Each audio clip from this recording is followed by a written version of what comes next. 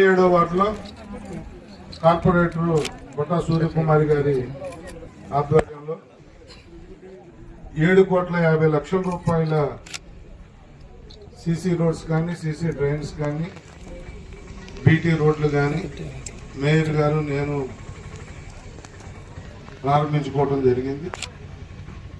ఇది ఎన్డీఏ కూటమి ప్రభుత్వం డెవలప్మెంట్ కి మారు పేరుగా మనం డెవలప్ చేసుకుంటా ఉన్నాం. చిన్న విషయం ఏం కాదు. గడిచిన 1.5 సంవత్సరంలో దగ్గర మనకున్న 10 వార్డుల్లో మొన్న ఒక 6 మంత్స్ డబ్బులు లేక ఆగినప్పటికీ కూడా పేలా శ్రీనివాస్ గారు మేయర్ అయిన తర్వాత, అంతకుముందు నేను ఎమ్మెల్యే అయిన తర్వాత కూడా మనకున్న ఈ 10 వార్డుల్లో మనం దగ్గర 200 కోట్ల పైన డబ్బులు తెచ్చాం.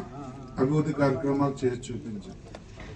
భవిష్యత్తులో కూడా మీకు చెప్తా ఉన్నా, ఈ కార్పొరేటర్ గారు, మేయర్ గారు, నేను ఇక్కడ నాయకత్వం, జనసేన అధ్యక్షులు, తెలుగుదేశం అధ్యక్షులు, ఇక్కడ సీనియర్ నాయకులు అందరూ మాటలు తీసుకుని ఏదైతే ఇక్కడ ప్రజలు కోరుకుంటున్నారో ఆ పరిపాలన ఇస్తామని, అభివృద్ధి సంక్షేమం 2 కళ్ళులాగా ముందుకు తీసుకెళ్తామని చెప్పి గతంలోనూ చెప్పాం. అది చేసి చూపిస్తా ఉన్నాం. అయ్యింది మనకి ఇంకా 1.5 సంవత్సరాలు, ఇంకా 3.5 సంవత్సరాలు ఉంది.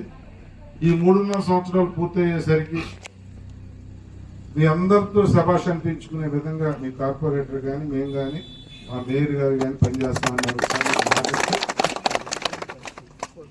గౌరవ ముఖ్యమంత్రి నారా చంద్రబాబు నాయుడు గారు ఎప్పుడు ముఖ్యమంత్రి అయినా మన జీవితాలని బాగు చేసే కార్యక్రమాలని చేపడతారు.